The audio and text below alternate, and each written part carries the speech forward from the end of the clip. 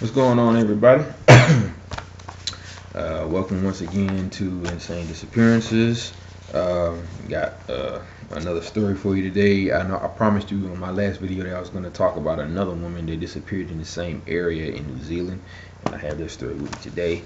And I also still want to do a quick update on this big problem with YouTube, and it's like a boycott of all of the advertisements that be on each YouTuber's video, especially the ones that have been doing been making YouTube videos for years and got up to about maybe 1 million subscribers and stuff like that.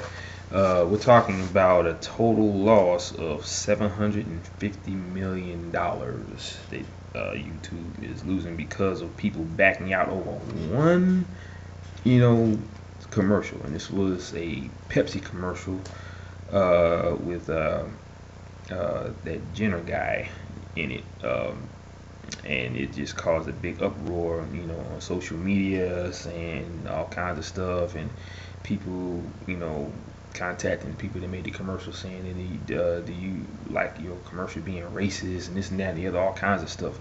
It's just weird. But I don't plan to stop my YouTube channel because, first of all, I don't have like 1 million subscribers yet. Secondly, I'm not in this for the money. Even if I do get paid, that's not the reason why I'm doing this. I'm not trying to reach a certain amount of subscribers so that I can get paid. I'm doing this for the education on the matter, and people being able to understand what's really going on out there with these people that are vanishing, without a trace in a very eerie way. So, that's my take on all of this. And, it's really crazy how these people have been actually doing this for years, and all of a sudden, poof, they want to just change up on everything all over one commercial that was, used as an ad for someone's YouTube page. It's very crazy. But yeah, that's pretty much how that goes. Do I have a ghost story for you today? Well, it's small, but still doable. I was at this very computer one time, and I think I was probably working on my book, or I was about to make a video, or I had just finished a video, and I was, like I said, sitting right here, and in this area right here, like towards the living room, which is right there where the front door is, I actually heard a woman moaning, like as if she was in distress. Now, if I heard other kind of moan, I would have been like, okay, what kind of ghost did you use? But yeah, it was the sound of a woman moaning, like as if she was in distress, and it was like, wow. And I heard it as clear as day. And the one thing I noticed about ghosts is that if they don't have, if they don't have enough energy to manifest themselves as well as the audible portion of who they are, it's going to sound like a whisper, or it's going to sound like it's far away yet very close. It'll be low enough for you to hear it, but still it's going to be pretty low. Most of the time you can't even catch it on a on a recording unless it's like absolute quiet in the area that you're in. So when I heard that, I was like, wow. And like I said, a lot of the stuff that happens in my home does not really faze me or bother me. I may get startled sometimes because it just comes out, I just hear it out of the blue. But at the end of the day, it doesn't really bother me because I understand ghosts, and I understand who they are, what they are, who they used to be. So I just let them do what they do and move on, because if there's one thing I've learned from watching all the other people that had ghost experiences, is that you don't want to open up a can of worms that you can't close.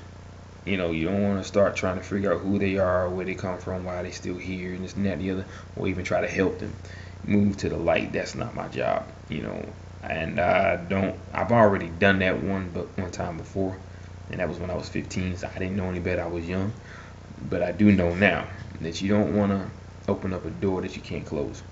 So I just, like I said, I let them do what they do, make themselves known, make noises or whatever the case may be, and I let them move on. And hopefully at that point they're moving on to the light. So, like I said, it is what it is. But today's story is going to be about a woman who disappeared also on the Piha track. Her name was Iraena Asher. And I don't think they mentioned how old she was. Let me see, make sure. No, they didn't mention her age or anything. They just said that she disappeared on October 11th, 2004, which is in direct conjunction of what happened with the woman who disappeared in 2002, and 6 years later in 2017. Last month. So, but yeah, she was a trainee and a part-time model who also, like I said, who also disappeared, from the Piha area in 2004. She was last seen walking toward the beach by a couple who was walking their dog, and this was around 2 a.m. on October 11th, 2014. Now, first of all, why would you be walking towards the beach at 2 a.m.? Now, I know a lot of people like the romantic setting of the beach. If they're with their lover or their husband, they walk the beach and they walk on the sand in the beach. They got the sand squishing through their toes and all that stuff. And just being there is a romantic setting for lovers and stuff like that. But if you're by yourself and it's like 2 o'clock in the morning, why would you even want to be at the beach? It's not daytime. You can't see anything, but you can only hear the crashing of the ocean against the shore. You may still see the waves coming in, but that's it. You look out towards the horizon of the ocean, you're gonna see nothing out there. You may see a ship maybe, but that's about it. But other than that,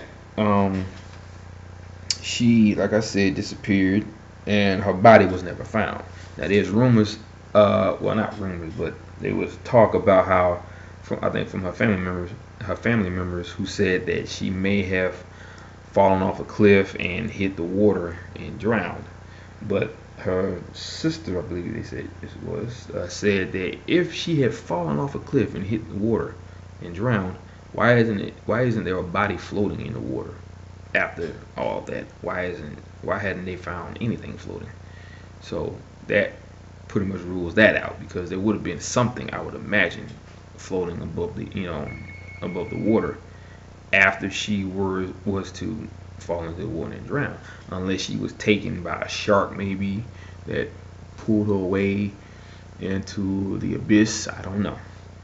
But also, now journalists in New Zealand had noted that the area has an eerie history, and the track is guarded by a wooden statue.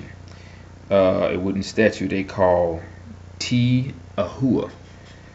Oh well, it's Te Ahua Hina Rangi, whose own tragic tale is the stuff of legend, local legend. So obviously, way back in their day, she actually lived in that area. Okay, now it starts out with a historian named John Diamond, who was the one who wrote a book on the story about her life and what happened to her as far as the tragedy part. It also starts with the Maori chiefs, and she was the daughter of the Maori chiefs, the only daughter. She was very beautiful as well. She had a lover who was a chief of their tribe, and he belonged to a fishing party that was on the rocks below. I guess because that's how they survived. They fished for food, just like how the Hawaiians did. Now, when a large wave came about, it engulfed the entire party that was down there on the rocky shores below, fishing for food. Now, he was now her lover was battered against the rocks and was taken by the ocean. Now, Hina Rangi, she could not be consoled. I mean, she just lost the love of her life, and she actually, I don't know if she saw him die or whatever the case may be, but she was completely distraught. Now she would sit every single day on that point, gazing out into the ocean, the restless ocean.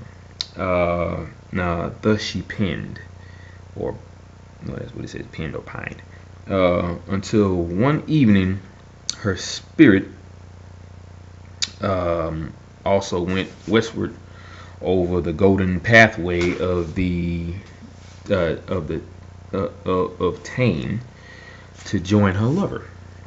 And in all counts, she basically committed suicide just to join her lover. She probably, from what it says, is she dove into the ocean. Okay, now even today, from a certain position on the cliffs, one can see a life-size figure sitting there gazing out into the ocean, which is her restless spirit, waiting for her lover to return, or not so much waiting for her lover to return, but she basically is just distraught, and she's just looking out there knowing that that's where her lover met his demise. Now, Ahua, the name Ahua means likeness. Now in Maori, and the legend was Hina Rangi was taken, and her face imprinted on the rock. Her face was imprinted on a rock. Now the coincidence of the missing women is still, also a tragedy, and is in direct correlation of the Maori tale, which is also bizarre, but and it gives a place a haunted past. So, but yeah, that's pretty eerie right there, and it's a pretty big tale. A woman who lost her lover, she has to deal with it by sitting at the cliff, just totally distraught about her lover leaving her because of him being taken away by a wave and killed on the rocky shore below, and then also being swept back into the ocean where he was never seen again. Very, very, very sad tale about what happened with her. But yeah, they have this wooden statue that basically is guarded. Like I said, is guarded by this statue. I mean, the cliff is guarded by this statue, and it's a pretty decent looking statue. It's and they made the statue look beautiful, I guess, if you want to call it that. But that's how she looks. Let me see. Now this is the statue right here. This is Hina Rangi. And also the woman that I just talked about. Let me get a picture of her, Iraena Asher. She was a very beautiful woman, very beautiful. I can see why they said that she was a model, a part-time model. I wanted to get a full shot of her, but I was trying to. Okay, here we go. This right here is a shot of Iraena Asher. She's very beautiful, very sexy. Got a nice complexion, long brown hair. That's actually hers. And she's very beautiful. Had a very beautiful smile. It's a shame how she just walks, towards the beach and then disappears, which is the weird part, because that's where all of this stuff happened. As far as what happened with Hina Rangi's lover. He disappeared near the beach, way back when. I don't know what year, what century, but it was obviously a long time ago. But yeah, that's pretty much all I got on that story. That was the last one left of the list of people that disappeared in New Zealand. I'm going to continue to search for some more for my Finland watchers. I did see a video that I found on YouTube from Finland about two men that was riding on a motorcycle, on a single motorbike, and one was basically obviously driving, or riding, steering the motorcycle. The other one had a camcorder in his hand, just shooting scenes as it pass by, you know, the areas at top speed. And in one portion of the video, you saw this dark figure standing on the side of the road in a driveway that was like directly in front of a alleyway, which was, you know, covered in darkness.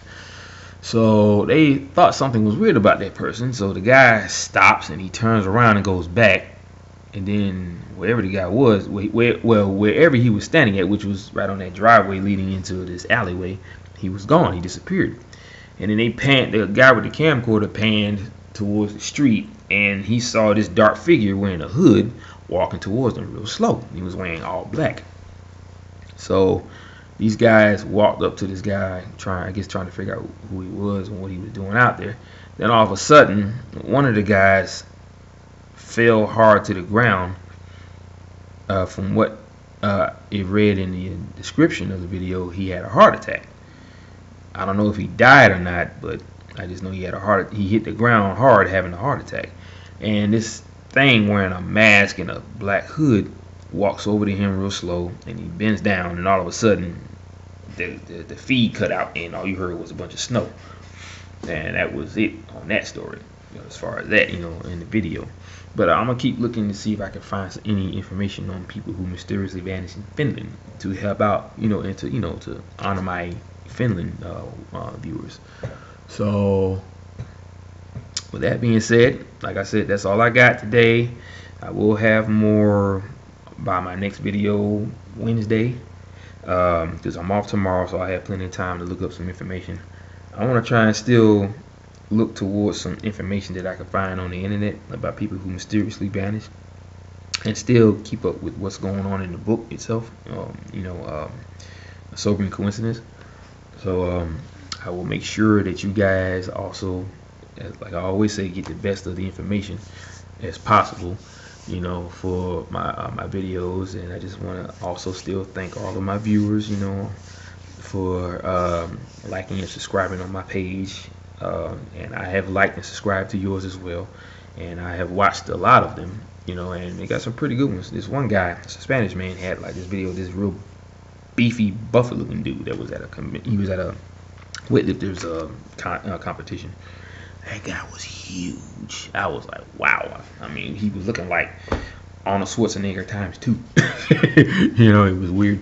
I mean, it wasn't a weird video. It was just that, you know, the guy was huge. I mean, he had muscles on top of muscles. It was just ridiculous, you know. But yeah. So, like I said, I will be coming back with some more videos as usual, and I will make sure that you guys, you know, get the best of the best, you know, and the creepiest of the creepiest. You know, I want to try and see if I can find some really creepy ones, you know, that are either up to date or ones from the past. Now I'm still gonna do the Wikipedia information about people who've been disappearing since 1906. You know, I mean, they're not as telling as the ones in the book. It's not as eerie, but they still have an eerie setting to it. So I will still be getting into those. I have a lot that I'm trying to get into as far as the information dealing with these people that disappear mysteriously. So just bear with me, and I will, you know, like I said, you won't have to worry about me not making the videos that is conducive to what this channel is all about. I mean, I'm always about the mysterious and the unknown and all that other creepy stuff that go along with it. So steadfast, stay tuned for more. Keep your eyes peeled to my channel, and keep your ears open and on for my notifications. And I will see you guys on the next video. Aloha, mahalo, and ahuiho. Peace out, guys. Be safe, be blessed, stay humble. Have a great day.